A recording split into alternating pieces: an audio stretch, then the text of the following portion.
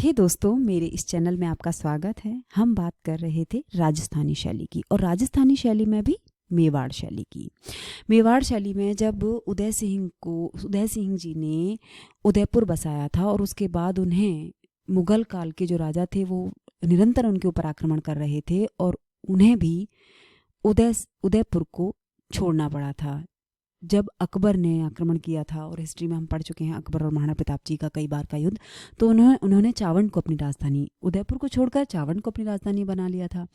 उस समय बहुत सारे जो कलाकार थे जो मुगल काल से प्रभावित होने लगे थे, मुगल कला से प्रभावित होने लगे थे, उन्होंने ढोला मारू की रचना की, जिसका चित्रण कार्य निसार दी ने किया, जो राष्ट्रीय संग्रहालय नई दिल्ली की धरोहर है। उसके बाद महाराणा प्रताप जी के बाद गद्दी पर बैठे अमर सिंह के समय पर रागमाला लिखी गई और चित्रित हुई, जो कि निसार दी ने भी उसके चित्र बनाए और शहाबुद्दीन ने भी बनाए, जो राष्ट्रीय संग्रहालय नई दिल्ली में रखी हुई है। इसके बाद कर्ण सिंह राजा बने। कर्ण सिंह ने मुगल शासकों के साथ संबंध स्थापित कर लिए थे, और स्थापत्य कला का खूब विकास हुआ। उसी समय उनके समय में जनाना महल और मर्दाना महल जैसी स्थापत्य भवन का निर्माण हुआ। कर्ण सिंह के पश्चात जगत सिंह प्रथम ने गद्दी संभाली। जगत सिंह प्रथम के राजा बनने के बाद उधर मुगल काल में, दैट मीन्स दिल्ली में, शाहजहां ने गद्दी संभाली। और शाहजहां स्थापत्य कला के शौकीन थे, स्थापत्य भवन बनवाने के शौकीन थे। तो जब उनके मुगलों से संबंध स्थापित थे तो सलाह से ही सारे काम होते थे। तो जगत सिंह प्रथम जी को भी स्थापत्य और संस्कृति जैसी उनमें खूब विकास किया, क्योंकि वो भी स्थापत्य कला और संस्कृति के पसंद कह सकते हैं शौकीन राजा थे। इन्होंने ही अपने समय में उदय जो महल था उसका, उदयपुर महल को पूर्ण कराया था, क्योंकि जब उदय सिंह जी ने जब ये महल बनवाया था तो वो पूरी तरह से उसको विकास नहीं करा पाए थे, बनवा नहीं पाए थे। और फिर महाराणा प्रताप जी आए, जिन्हें उदयपुर को छोड़ना पड़ा था और चावंड को अपनी राजधानी बना लिया था। तो उदयपुर महल का पूरी तरह से विकास नहीं हो पाया था, बन नहीं पाया था, जिसका निर्माण जगत सिंह प्रथम ने कराया। इसके अलावा उन्होंने एक मंदिर का निर्माण कराया था जिसका नाम था जगदीश मंदिर। रसिक प्रिया भी जगत सिंह प्रथम के समय में ही लिखी गई और उन्हीं के समय में चित्रित हुई, जो बीकानेर संग्रहालय में रखी हुई है। ये सब हम सब लोग जानते हैं कि औरंगजेब के कट्टर मुगलियापन के कारण मंदिरों, मूर्तियों को तुड़वाने का सिलसिला स्टार्ट हो गया था।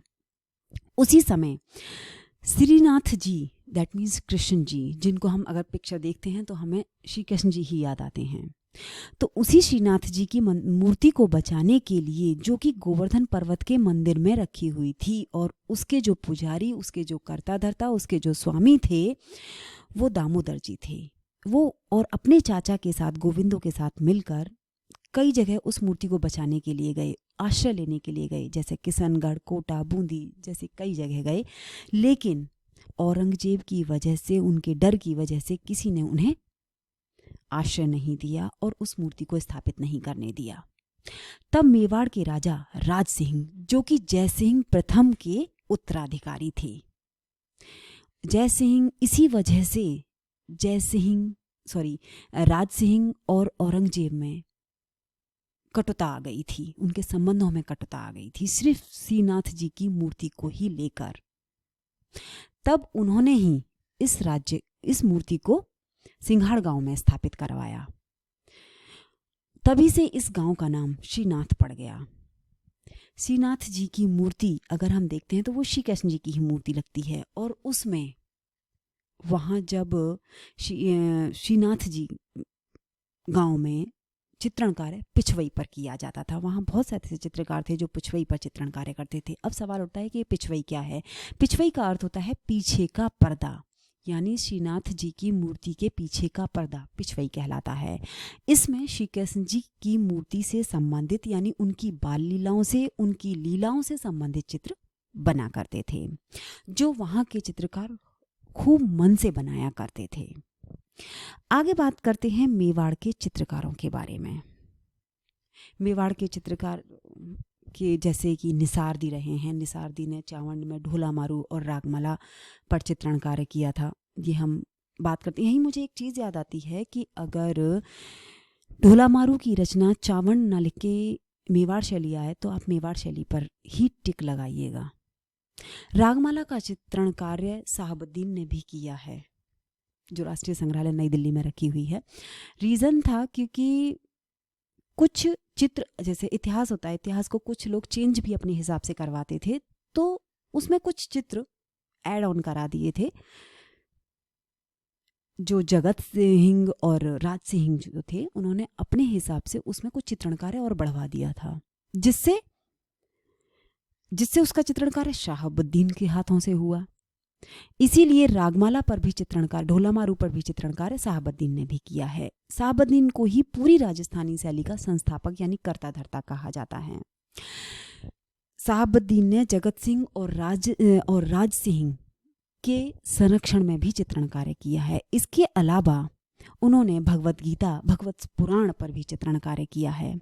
साहबुद्दीन और मनोहर ने मिलकर रामायण पर चित्रण कार्य किया है। दैट मीन्स उस समय में मनोहर भी एक चित्रकार रहे हैं, जो मेवाड़ के चित्रकार कहलाते हैं। आगे बात करते हैं जगन्नाथ जी। इन्होंने बिहारी सतसई पर चित्रण कार्य किया और ये एक कवि भी थे। आ सकता है ऐसा क्वेश्चन में कि मेवाड़ के ऐसा कौन सा चित्रकार था जो कवि भी था।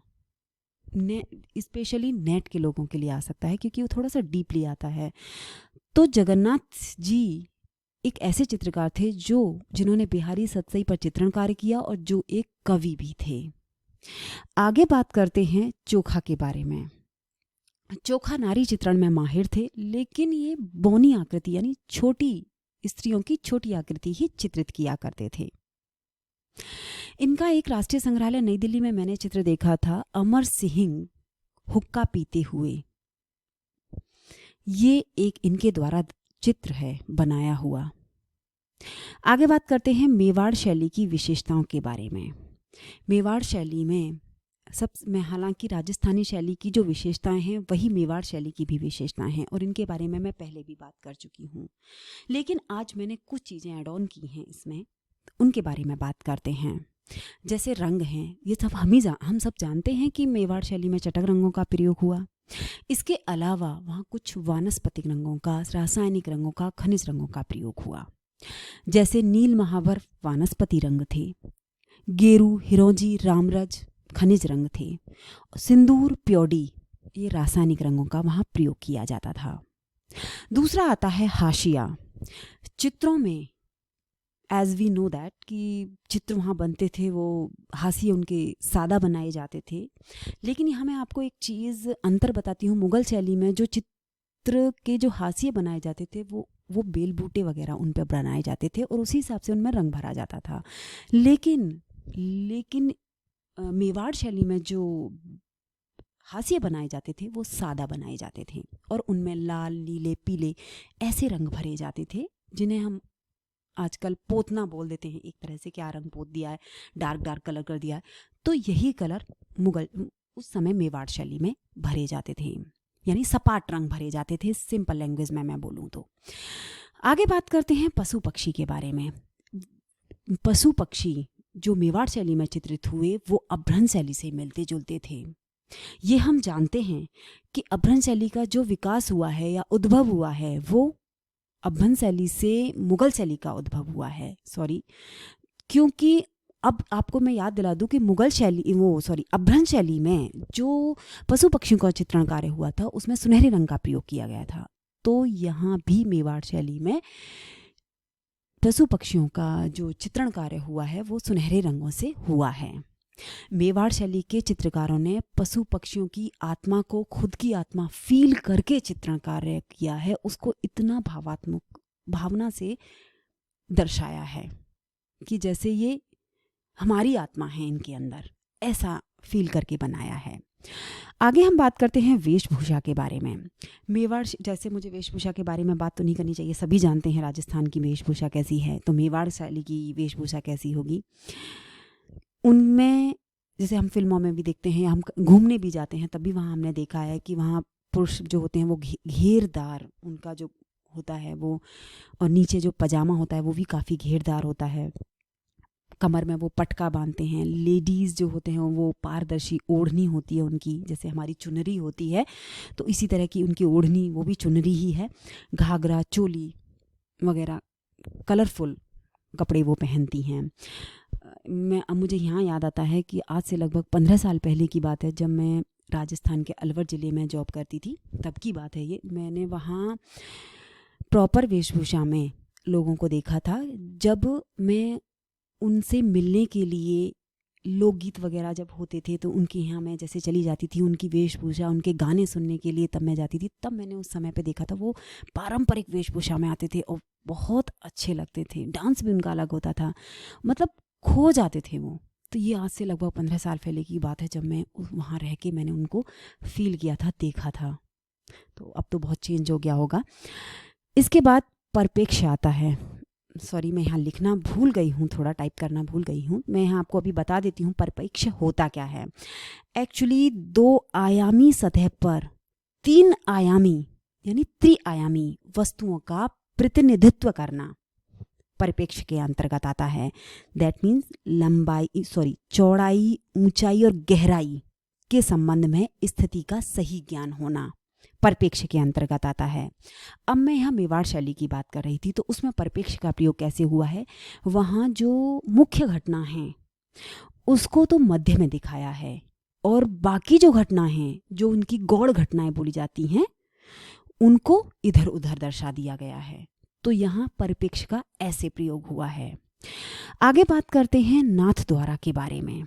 नाथद्वारा के बारे में मैं पहले भी आपको बात कर चुकी हूँ कि मेवाड़ शैली की एक उपशैली है, और यहाँ श्रीनाथ जी की मूर्ति को स्थापित किया गया था, इसीलिए इसका नाम श्रीनाथ पड़ा। हालांकि वो सिंघाड़ गांव था। इसमें पिछवई पर चित्रण कार्य होता था। पिछवई दैट मीन्स श्रीनाथ जी के मूर्ति के पीछे का पर्दा, ये पिछवई कहलाता था, और वहाँ पर चित्रकारों ने खूब चित्रण कार्य किया था। इसके बाद आता है नाथद्वारा के चित्रकार। नाथद्वारा के चित्रकार में बाबा रामचंद्र का नाम सबसे ज़्यादा प्रसिद्ध है, क्योंकि वो जयपुर से यहाँ आकर बसे थे और यहाँ आकर चित्रण कार्य करने लगे थे। नारायण, चतुर्भुज, हीरालाल, उदयराम, तुलसीराम जैसे बहुत अच्छे चित्रकार रहे हैं, जिन्होंने श्री कृष्ण जी की लीला से संबंधित चित्रों का चित्रण कार्य किया है। इसके अलावा कमला और इलायची देवी जैसी महिला कलाकार भी थीं, जो पिछवई पर चित्रण कार्य किया करती थीं। ये आज का वीडियो मैं बस यही ख़त्म करती हूँ। मैं एक बात कहना चाह रही थी कि कुछ लोगों ने मुझे मैसेज किया था कि नेट से रिलेटेड हमें कुछ बताइए। तो मैं आपसे सिर्फ एक बात कहना चाहती हूँ कि अगर आपसे क्वेश्चन पूछा जाएगा नेट से संबंधित, तो जैसे मैं एक क्वेश्चन आपसे पूछती हूँ कि पिकासो किस शैली के कलाकार थे, तो सबसे पहले टीजीटी पीजीटी, हाँ, जैसे टीजीटी पीजीटी हम सब लोगों के माइंड में क्वेश्चन आएगा। ऑब्वियसली अगर मैं टीजीटी में पढ़ रही होती तो मेरे माइंड में आता घनवाद, पीजीटी में पढ़ रही होती तो भी शायद घनवाद आ जाता, थोड़ा सा और डीपली आ जाता। लेकिन जो नेट के, हम जब नेट की तैयारी कर रहे हैं तो हमारे माइंड में घनवाद नहीं आना चाहिए। घनवाद तो हम पता है कि वो घनवाद से संबंधित चित्र बनाया करते थे। घनवाद शैली का उन्होंने स्टार्टिंग की थी, क्यूबिज्म को स्टार्ट किया था, लेकिन इस आंदोलन को स्टार्ट किया था। लेकिन अगर मैं आपको ऑप्शन देती हूँ, जैसे मैं आपको अभी ऑप्शन देती हूँ, जैसे लोक कला है, अति यथार्थवाद है, रहस्यवाद है या एक्सप्रेशनिज्म है, इस तरह के कुछ वाद वो दे दे, तो आप किस पर निशान लगाएंगे? तो आप सोच में पड़ जाएंगे। इसमें अगर नेट से रिलेटेड क्वेश्चन में आता है तो हमें निशान लगाना है रहस्यवादी शैली, क्योंकि जब हम उनके चित्रों को देखते हैं ना तो हमें थोड़ा सोचना पड़ता है, थोड़ी देर रुक के उनकी चित्रों को देखकर फिर उनकी शैली को भी उसमें पहचानना पड़ता है, उनके आंदोलन को उसमें किसी चित्र में उन्हें अति यथार्थवाद का भी यूज़ किया है, जैसे कि गवर्नी का था, मैंने आपको बताई थी कि उन्होंने अति यथार्थवाद का भी प्रयोग उसमें किया है। तो नेट में हमें थोड़ा सा डीप स्टडी करनी होती है। तो बस मैं आपसे यही कहना चाह रही थी कि जब हम नेट की तैयारी कर रहे होते हैं क्योंकि तो हमें थोड़ा सा डीप पढ़ना पड़ता है, इसीलिए मैं थोड़ा सा डीप आप लोगों को पढ़ाती हूँ। जो टीजीटी के बच्चे सोचते होंगे कि मैम इतना डीपली क्यों ले जाती हैं, मैं सिर्फ इसलिए पढ़ाती हूँ जिससे नेट के जो बच्चे हैं उनसे कोई क्वेश्चन छूटे ना, भगवत पुराण के, जैसे मैंने अभी यहाँ भगवत पुराण के बारे में बात की, तो ये शायद टीजीटी में नहीं आएगा, लेकिन नेट में पूछा जा सकता है कि भगवत पुराण पर चित्रण